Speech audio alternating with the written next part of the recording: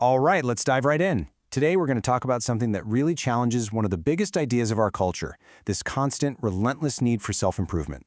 We're going to go a little deeper to something we can call the ground of being. So, let me just ask you this straight up. Are you a project?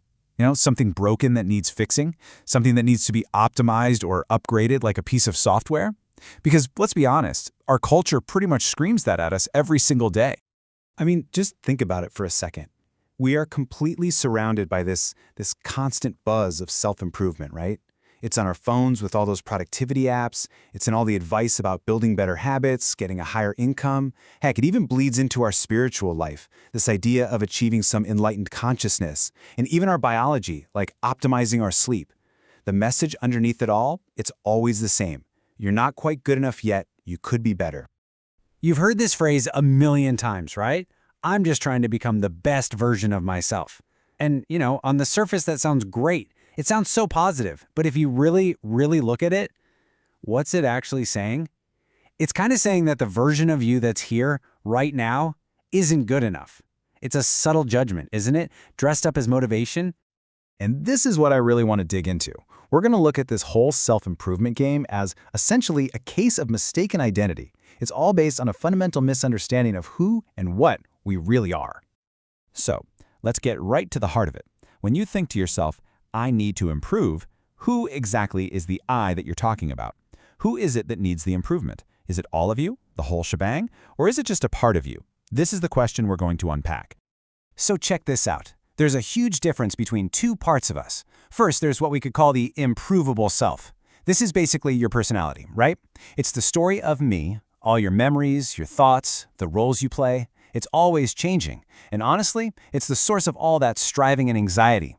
But then, there's something else, the unimproved being. This is that silent awareness in the background, the part of you that just witnesses everything. It doesn't change, and that's where true peace and presence come from.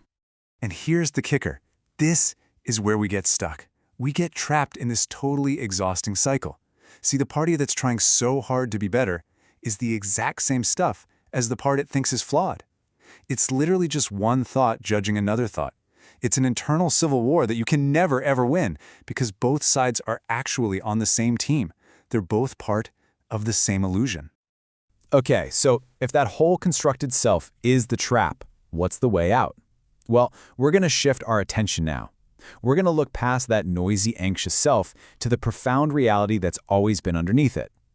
This is what we're calling the ground of being, the part of you that has never, ever changed. Just think about your own life for a minute.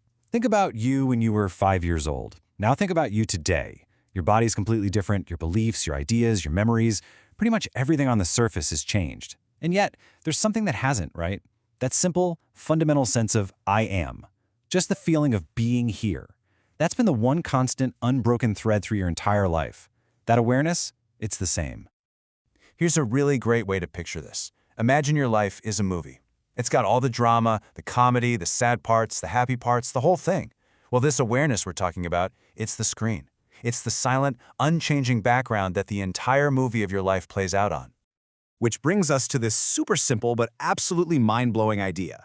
You are the screen, not the movie. The scenes in the movie are always changing, right? But the screen itself, it's always just there, untouched, unaffected. And isn't it crazy? We spend our entire lives trying to edit the movie, fix the plot, change the characters, when our real nature is the perfectly clear, pristine screen that it's all happening on. Okay, so this is all really interesting, but what do you actually do with this?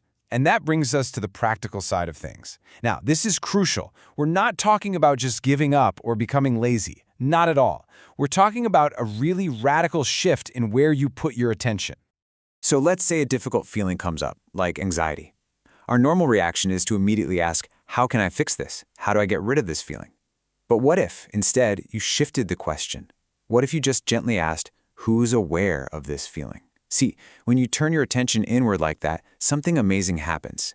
You stop looking for a flawed person to fix, and you start to notice the spacious, silent awareness that's holding the feeling, the awareness that was there the whole time. Here's another way to think about it, and I love this one. Your thoughts and your feelings, they're like clouds. Some days they're dark and stormy, other days they're light and fluffy. And we spend so much of our lives trying to be cloud wranglers, trying to manage them. But what if you had it all wrong? What if you're not the cloud? What if you are the vast, open sky? The sky isn't bothered by the clouds. It's never harmed by a storm. It just lets them all pass through.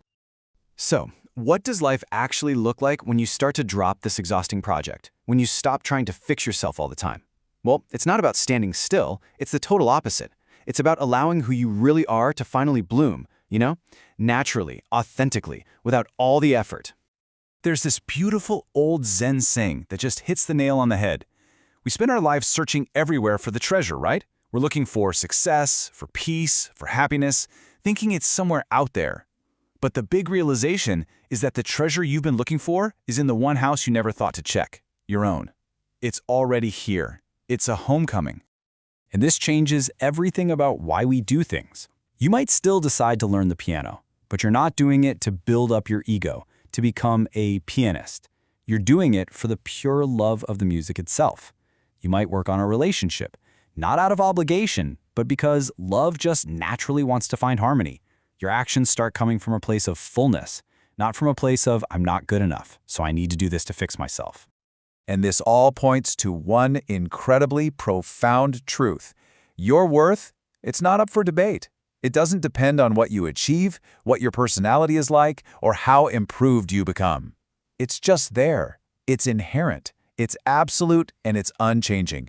Nothing you do can add to it, and nothing you fail to do can ever take it away. So that's the question I really want to leave you with. Just take a moment with this. How would your life change? What would you do differently? How would you feel right now if you knew deep down in your bones that your worth was never in question in the first place?